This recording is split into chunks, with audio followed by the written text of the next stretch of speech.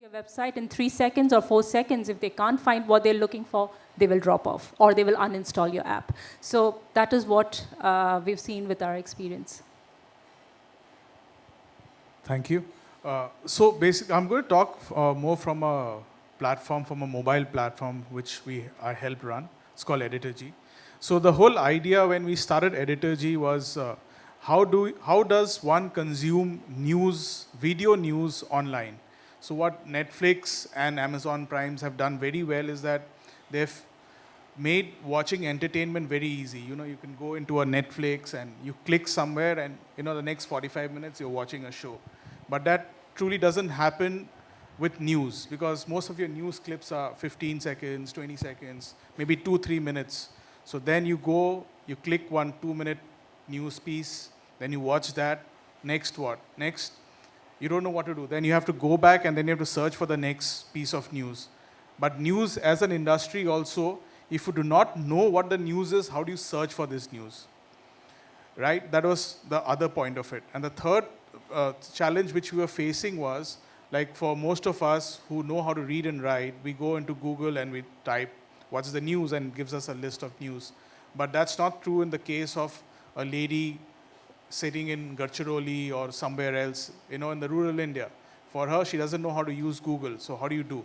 So what we tried to do is that we tried to get all these non-linear news pieces, stitch them together, and put it on a platform and have a linear stream for a person to watch. So a person who comes, goes on the mobile, taps one button, and gets a whole, a newscast customized for that person.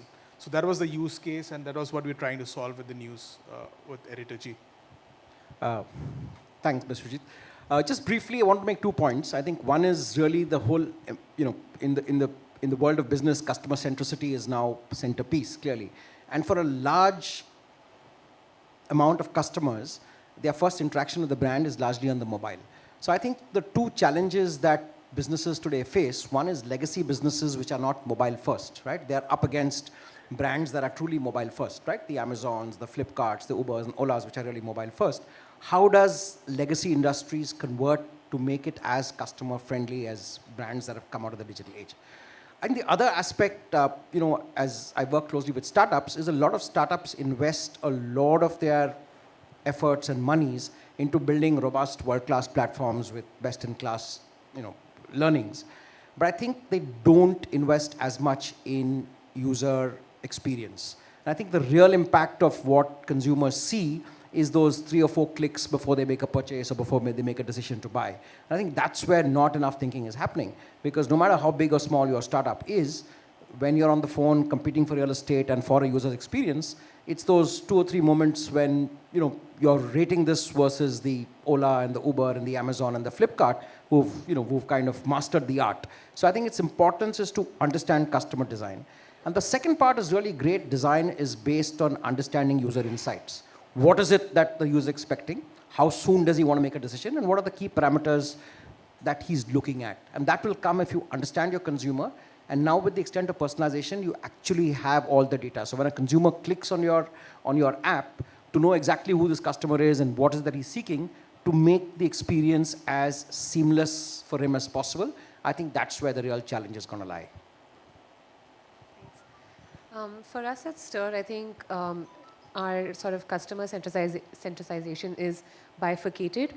One being the content that we are creating and what is the content and what is it that we are actually telling our people, our readers.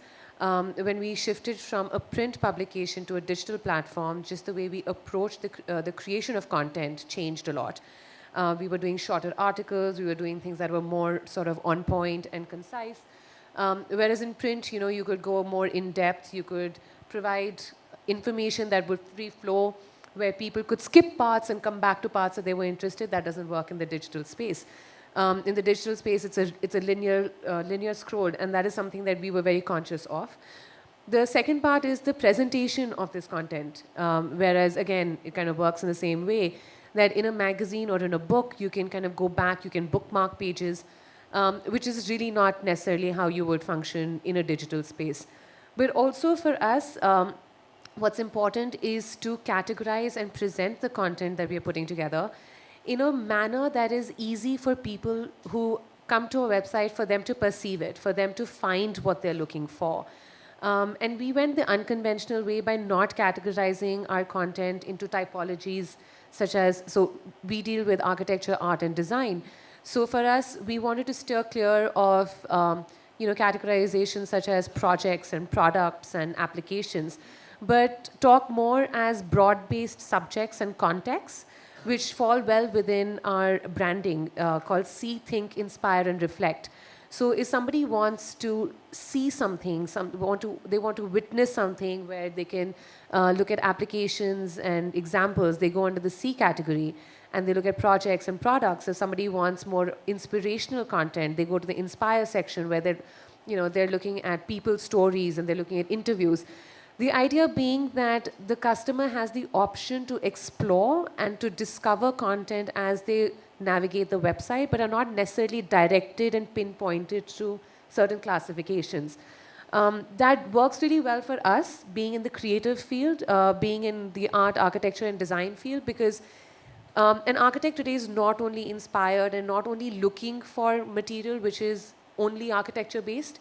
As an architect, I could be, I could get ideas from a tablecloth or from photography or from the design of a car. So I don't necessarily want to send my readers into very specific pockets of information, but instead would like for them to navigate openly and be able to explore and discover different things. And that's what, for us, became very important when we were putting it together. Thank you.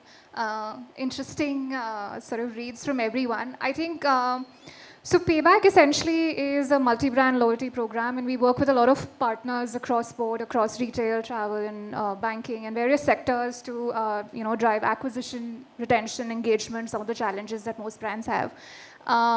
So that's the B2B side of our business, but there's also a B2B2C side, which is Payback essentially being, sort of a coalition loyalty. We have a currency, which is Payback points, which users can use across, a gamut of all of these partners to earn and, earn points from them and then redeem them. So some of the challenges mentioned on the panel is something essentially that we were grappling with for a long time, right? Because some of the partners that we worked with, or actually almost 70% of the partners that we worked with till a few years back were all offline. Most of our work was focused on, essentially making the POS stronger, the integrations there stronger, and we then gradually started realizing what you just mentioned, Lloyd, that the consumer is moving more digital, right? And if we continue to be a legacy brand, we could die the very next day. So the evolution started 2 years back. We're not really there yet. We are still grappling with some of the challenges that you mentioned for some of the brands. We have evolved into being, I would say mobile first, but yeah, we've moved into being a mobile available brand that's there on digital devices. And every day we are learning.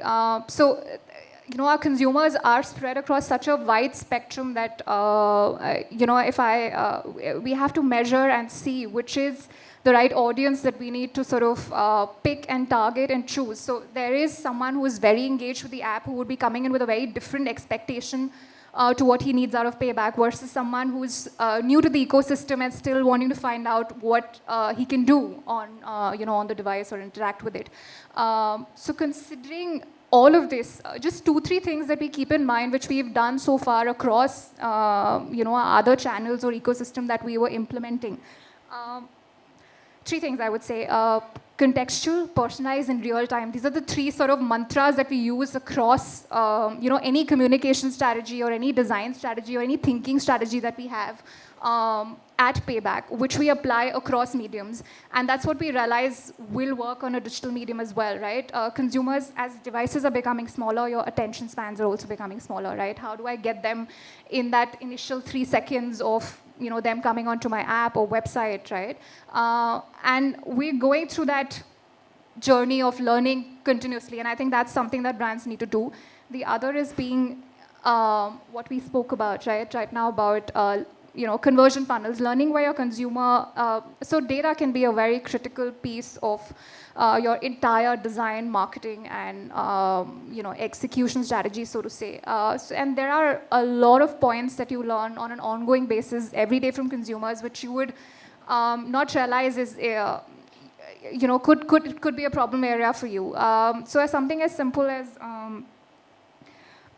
consumers wanting access to their points and what they can do with those points. So if I have, say, a point balance of, say, 10,000 points, right?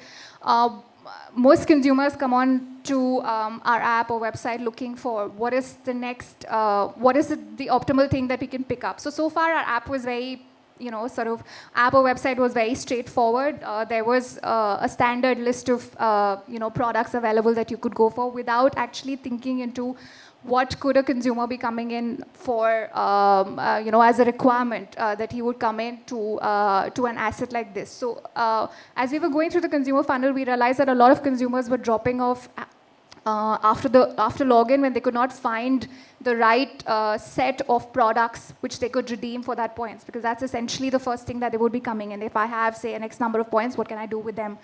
And we just flipped the journey of redemption. We brought it forward. It was just a small, minimal design change that happened in the entire funnel. And we saw a very different result in terms of the acceptance of consumers on the product, right? That just, because earlier the entire flow was sort of more focused on partners, which we thought was our core area of strength, that people would not know which partners we work with and which are the big brands that we deal with. But just this little flip of change when we realized what the drop-off point was. So little things like these can, sort of help brands structure what is it that they should do next. And it's a constant evolution. Like you can't stop at a point today, right? Every day I'm getting in new insights from consumers, and every day I'm looking at what is it that we can do next to build a better experience for them. So that's very interesting, Sakshi. I mean, dwell upon that point a little bit. And from people who are running product brands, it's interesting that there is so much of data coming in, and we are learning so much about customers on a daily basis. And customers, no matter how much processes we have followed as design agencies to get into their mindset, to get into their, walk into their shoes and design products which we feel will succeed in the market, but they might not. The customers have their mind of their own, and they can reject or accept a product even if we have not envisaged it in a similar way. So for you, Mrinalini, Vishwajit, and Sakshi, running a product company, how do you handle customer rejection? How do you handle uninstalls? How do you handle drop-offs? How do you handle, bounce-offs on the progressive web apps and things like that? What is the strategy there to get customers back? So one of the things we learned very early on when we launched Editorji is that there's a very little real estate that you can play with, and I think the most expensive real estate today is that home screen of your mobile phone. So one of the things which we did is we use a lot of tracking mechanisms as to how our stories are doing, and most of the team that we have at Editorji are all from television. So it was a huge mindset change for them, because in television, a newsroom would put out something and they would say that, now people's going to watch that. So now to tell all of these guys that, no, you guys have to rethink. If you put a story out, we can track who is watching that story and how many times are they watching a story, and if they're dropping off in that story. So if there's a drop off, we need to rechange, we need to change what we're doing with that story. So one was that part of it. So how you strategize your content so that your users don't drop off. And second part is that the other thing is that which we learned is that instead of getting everybody to come and experience your platform on your app, why not make your experience available on other partners? So what we did is that we started talking to a lot of our partners like in Airtel, Panasonic, Xiaomi.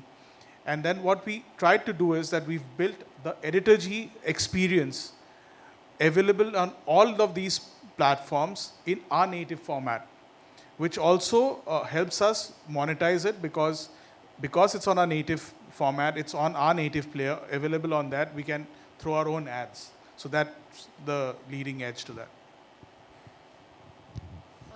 For us, I think we're fairly new. We've only been digital for just over 2 months. And we knew that it's going to be a learning process for us. Coming from print, this is not our area of expertise. Digital is not our area of expertise, but content is. And as we evolved our content, what was important for us is that while we were even designing the website, we wanted to make it adaptable, and we wanted to make it, we wanted to design the template in a manner that it can evolve. So all the feedback that we get from our customers, from our readers, we do have a significant bounce rate, but like for example, the US has a much larger bounce rate than the UK does. The UK has a larger bounce rate than India does. But for us, it's an ever-evolving process. And whatever we are learning from there, we are trying to adapt that into the website. And therefore, the design of the website became critical so that we could make those kind of changes. So I mean, I wouldn't have the kind of data that you have for other sites. But for us, because we're so nascent, we're still kind of dealing with that a little bit. And it was a great learning for us to go digital, just to see different trends and different sort of consumer patterns. And we're just taking that to see how we can improve on a daily basis. So, I mean, I spoke a bit about what we're doing. I mean, again, this is another large challenge that you grapple with on a daily basis, that you see a, sort of a huge set of people coming on. I mean, which one day makes you happy, you see a huge lift in your numbers of traffic, and the other day you have a negative rate of growth because that set of people are going out. So again, it's a constant learning. There's no like sort of a one solution that I can sort of implement today and I can stop my uninstalls, or I can stop users sort of bouncing off my site. I think we're also constantly learning in the type of little things that we can do which a consumer would be coming for. Like one of the examples was moving something like a redemption up. Then making another thing that users come to us for is offers, right? So we're I mean, we're a little late in the day, but we were working on a personalized offer engine. I think we've realized it's one of the larger things that consumer needs that they have to come onto any of our assets. So there's a whole, I mean, it should be launched anytime soon. So there was it took us about 3 months to get there. And I'm hoping a lot of drop-offs that we're seeing right now on certain stages of our consumer funnel should sort of reduce, so to say. And then constantly communicating with your consumers. One, taking in feedback. We have various channels where we capture this feedback from across board, across various mediums.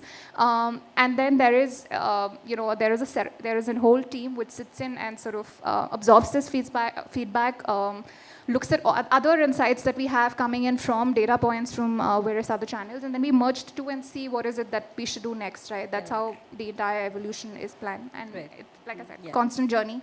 New learning experience every day. Absolutely, I think it's a ever evolving. It's not design and launching a product is not a one-time activity. It is a continuous evolving project. So, Lloyd, one question for you.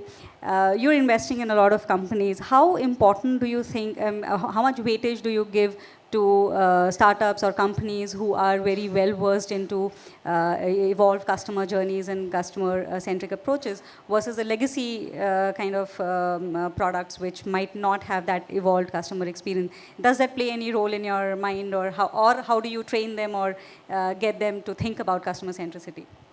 I think in any startup scenario, very logically, you'd look at what is the extent of dependence on the digital interface, right? Clearly, a lot of startups today are very digitally inclined. I think within that, you look at two aspects. One is the IP, what is unique about that particular platform or property or that startup. And the second is the attention to detail or the extent to which they go and mine insights to create a better user experience. My limited experience in this place has been that startups don't focus enough on user experience, which to my mind is the big game play. And like I said earlier, no matter how small startup, how early stage you are in your first 6 months, you're up against the global giants, right? They've got millions of dollars in R&D. They've got the best technology guys constantly upgrading. They have the best data mining. They have the best analytic tools. If your startup doesn't measure the same experience, you're bound to lose out. And increasingly, consumers always benchmark with the best in class, right? So if your most obvious go-to application is an Amazon or a Flipkart or or Ola, Uber, things you use most often, Are you expecting the same degree of, convenience and the same degree of familiarity, right? 3 clicks to purchase, pretty quick. And that, if it doesn't get translated to a new startup, you're going to be in trouble. So a startup has to spend a lot of its energies understanding the customer, making this experience seamless, and making it as close to any of the global players as possible. Interesting. So I'll come to the agency side of things for a bit, because for you, Bindu, and Abhishek, there is always this constant challenge, and I'm being in the same industry, is that there is a company expectations from a product and how they want to launch and what they want to show and how do they envisage the entire thing versus what your data shows and how you build up the strategy and what you think the customers need with your research and everything. How important do you think an agency role is in educating the customers or getting them on board that how important customer centricity is, and how do you go about doing it? Yeah, this is a constant challenge we face because we come from our headquarters is in Berlin, where TV tracking and tracking a customer journey after they come after watching a TVC, and turning TV into a powerful performance tool is quite common. There are various SaaS tools out there that you could use, but in India, it is still TV still largely seen as a branding medium. And there's always this constant tussle between the marketeer sitting across you on the brand side and yourself with your understanding of how you can drive performance. There's always a difference because they'll still say, oh, I want to be on prime time, I want to be on the biggest channels. I'm putting a slightly different twist to this. I know we're talking about apps, but it's the same everywhere.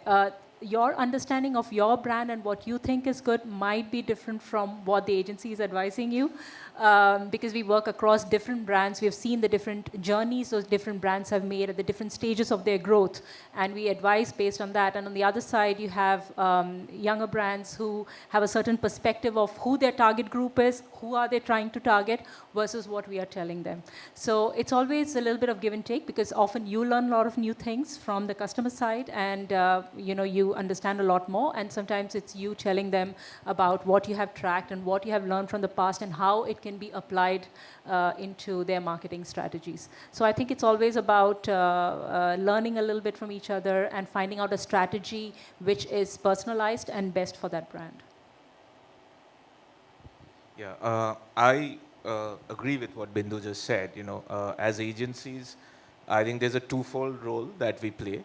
Number one is, when companies come to us, typically they would have a sense of a brief or what it is that they want to build, who they are targeting. So through our research, we kind of hold a prism to that to kind of have a reality check. Okay, look, this is what you're trying to build. Whereas the people who you're building this for, this is what they need, or, this is what is more relevant to them. So that's one side of the story, and it's a constant, dialogue. I would not say it's a tussle, it's more of a dialogue. At the other end of the spectrum, I feel, as design agencies, there's a bit of a onus on us as well to understand the business objectives and try to work together to see, if there's any other way of achieving that. I'll just give you an example. One of the things was, especially when we talk of India as a user, the users of India, the challenge of language. Which I see kind of essentially translating into a challenge of scale. It's a scale challenge for the business as well, depending on, say, how big you are as a business or how early you are in the business stage. Investing in multiple language, solutions or teams may or may not be viable. So when it is viable, say, for example, when we work with the Z Group for launching Z5, which is again an entertainment platform that was launched in 12 languages for 13 content languages across India, Middle East, as well as East Asia. It's essentially a design challenge because there they have the finance to go with those many launches. But how do you design, say, for example, a movie title, which, if you talk in different languages, say, a movie title in English takes a certain amount of space, whereas in Hindi or any, other language, which is a more complex script, how do you account for that? Vis-a-vis a completely different linguistic model, which is a right to left model like Arabic. How do you, design for that? or a Roman-based language like German, where the typical word length is longer, how do you stop it from getting truncated? So what is the answer? Do you have So, an answer? you make design affordances for that. You design keeping those constraints in mind. One of the things we also did was, considering it was supposed to launch at 170 countries, we chose a typeface, which is an ongoing language project by Google and which has the maximum number of language support. So that's one way. Whereas in the other side, where it's a early on company, where we were trying to target multiple users, what we worked on them was trying to work with their tech team to come up with a small NLP engine kind of a thing, where instead of making it multiple languages, certain terminologies, and this is from the finance sector, like EMI. EMI in Telugu is EMI, EMI in Hindi is EMI, right? Where you can train the bot to recognize those words, making it more operationally viable for the company to go and target multiple linguistic groups. I think very interesting insights in terms of how do we tackle customers. One, from the company standpoint, what I want to understand from any of you and all of you for that matter, is that the companies themselves, how do they internalize this thought process of customer centricity? We see that design agencies coming and talking about it, and there are certain people in the teams who will be driving this by force, but there is a lot of resistance within the legacy companies that comes in at that point to say that this is not what the focus is. How do we actually sort of tackle that and get into the businesses saying that this is how the company starts to think now, because we are in this day and age where everything has to be centered around the customer. How do we tackle that? So if I could just go, I think basically every company has to bench itself against the best in class in its category. And in places where that process is still evolving, I think it's important to actually have a strong usage panel that monitors customer experiences. Just to give a small example, in the automobile space, right? We all used to lugging, big, 200-page instruction manuals of your car in your glove box. Now, suddenly when you see a kind of a blinker coming on your dashboard which says something, I mean, you're not going to pull up on the side of the road and, go through 200 pages to figure out what is this red thing. Now, a lot of automobile companies have actually recognized that if you get a consumer to quickly download an app and you do a little search saying, hey, I've got this red blinker coming in the center of the dashboard, whatever, it tells you an answer. So I think companies have to recognize that people are moving around with their phones as part of them, the smartphone, and therefore how do I make those experiences seamless? I'll give you one example that comes to mind. Malibu, was always persuading people to try out new cocktail recipes. Now they have a QSR code on their bottles, where the moment you point your smartphone to it, it throws up 4 or 5 recipes of cocktails you can create with Malibu.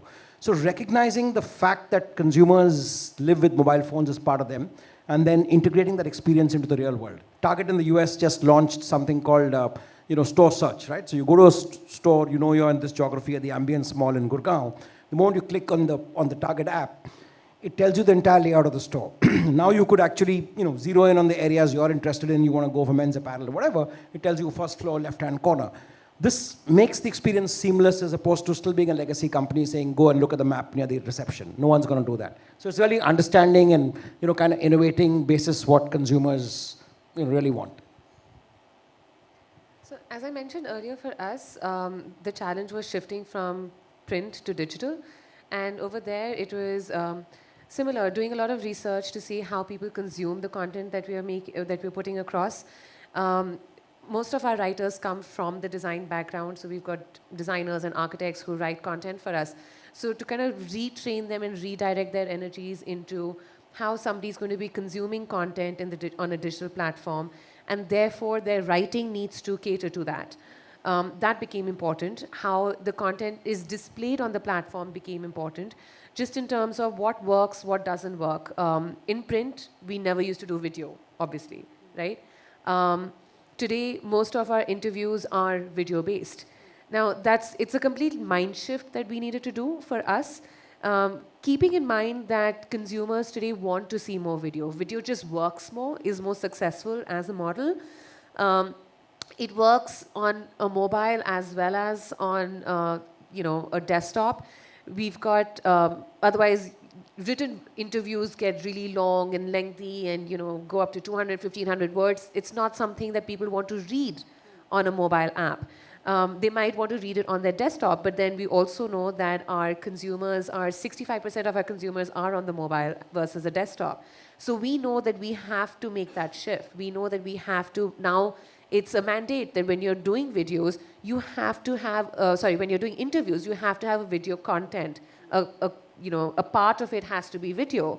So even if they don't read the whole thing, they get a gist of the conversation in that video bite, right? So just having to kind of understand, do the research, see what kind of patterns are being created in the consumption of our content. We had to start doing this internally. So, very interesting. And so when you did this training for your content creators, was there resistance or was very easy acceptability to it? Or how do they react to these kind of changes in the way they were used to working? Because most of the time that is a challenge, that people are used to working in a certain way. It most definitely is, because you are kind of, retraining your mind and redirecting what is something that you've been used to doing all this while.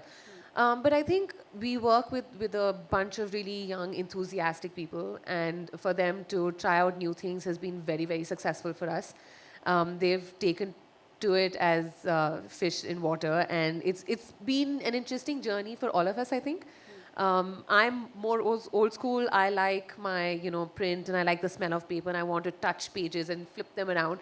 But at the same time, I'm enjoying the digital part of things as well.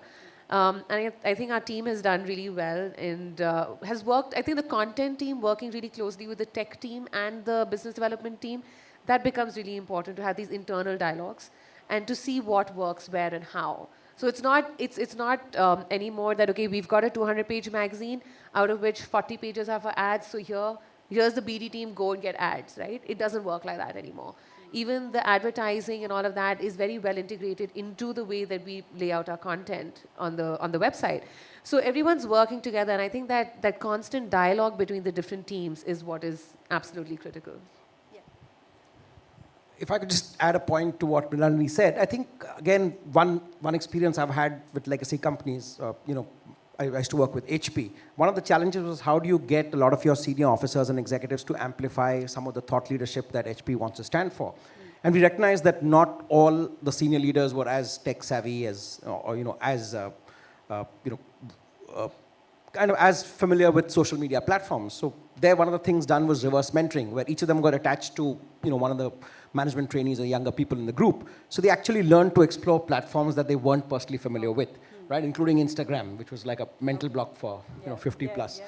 And so therefore that experience was great, really having a reverse mentoring where young people were guiding them. And increasingly a lot of executives realize that in today's world, having a strong digital footprint is critical for you personally, besides for the organization. So a lot of them took to it much better and then began to interact in a very real world way in places like Twitter, as opposed to earlier where they were cutting and pasting one, this is the new thought leadership article. So it made much more sense. So reverse mentoring by getting young people, kind of working with the more senior leaders and teaching them the nuances of a platform is something that helps pretty much. That is very interesting. Reverse mentoring right now is needed. I think we have time.